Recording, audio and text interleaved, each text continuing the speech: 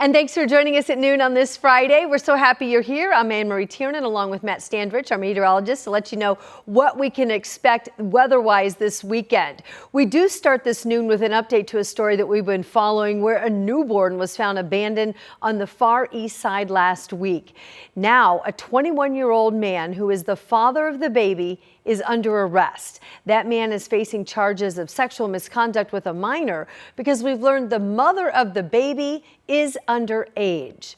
Officers were doing a welfare check on the baby when they found the child in the tree line near a trail. They also found blood on the scene as well as a placenta.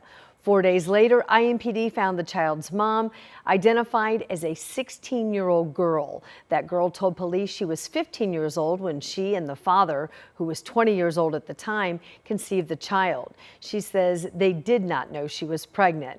The man now is denying that the child is his and says the girl lied to him about her age.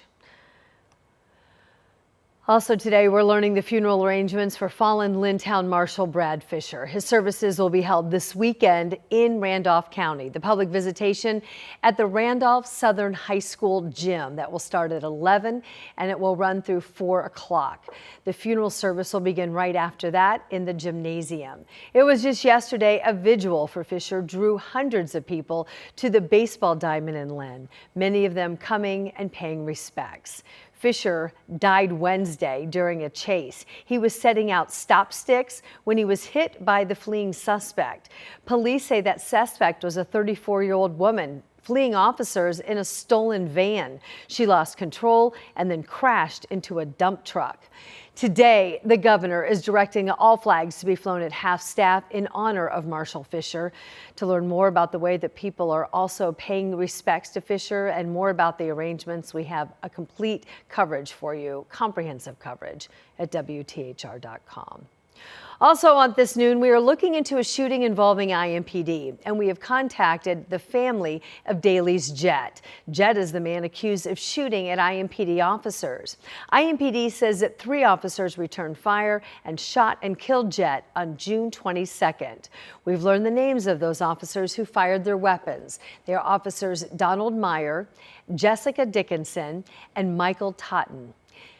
IMPD says one of the officers hurt in a shooting last week was actually shot by a fellow officer. This is new information that's coming from investigators after they examined the bullets that were recovered in the case. Police say they found one of the bullets in an officer's ballistic vest came from Jet's gun. Officers were responding to a disturbance that occurred between multiple people on the east side.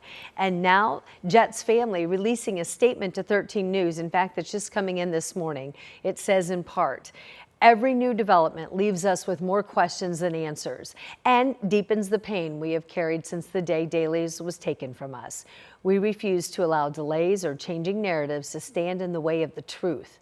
The family went on to say that they're calling on IMPD now to allow their family to review the complete, unredacted family body cam footage in the case. And just within the last 30 minutes, we got a response from IMPD, a response to the family statement. So that statement from police sent just 30 minutes ago says in part, as the investigation moves forward, this viewing of the video has been temporarily postponed to protect the integrity of the investigative process and out of respect for everyone involved, including the officer who remains hospitalized and Mr. Jet's family who are seeking answers. There's more to that statement. We have the entire statement posted for you online right now at WTHR.com. And we have reporters that are working to learn more about this case, and our coverage will continue with what they've learned here on 13 News later today, starting at 4 o'clock. 12:05, and right now Metro Police are investigating after a 29-year-old woman was shot and killed on the Near East Side. The Marion County Coroner's Office now identifying that woman as Alana Steen. This shooting happened at 9:15 Wednesday night on Hendricks Place. Since, police have arrested a man in connection to the shooting and held on a preliminary charge of murder. Right now, they're asking anyone who might know something about this to call them or to call Crime Stoppers. That number is 317-262-TIPS. And Metro Police are now investigating another deadly shooting following that one. The second shooting happened Thursday around 9:20 just last night. And this happened on Hovenweep Way, that's near 42nd Street. Officers say that's where they found 19-year-old Keith Castle Jr. He went to the hospital in critical condition and died shortly after. A person was detained at that scene, but later released pending a further investigation. Also this Friday afternoon, we're working to learn how this car ended up in a pond in a golf course on the far northeast side. Our crew there this morning as the fire department of Lawrence pulled the car from the water. This is at the Indian Lake Country Club that's right around East 75th Street and Sunnyside. We're told that the driver was heading home from his third shift of work when he drove onto the golf course. The driver got out of the car and went to a family member's home. Right now, we're still gathering more details about how that car ended up in the water. Also today, a GOP leader in the state Senate making news, saying he's not going to run for re-election to his leadership position. This is coming from Senator Roderick Bray, announcing now that he will complete his term as Indiana Senate President pro tem. Bray opposed President Trump's push to redraw the congressional districts here.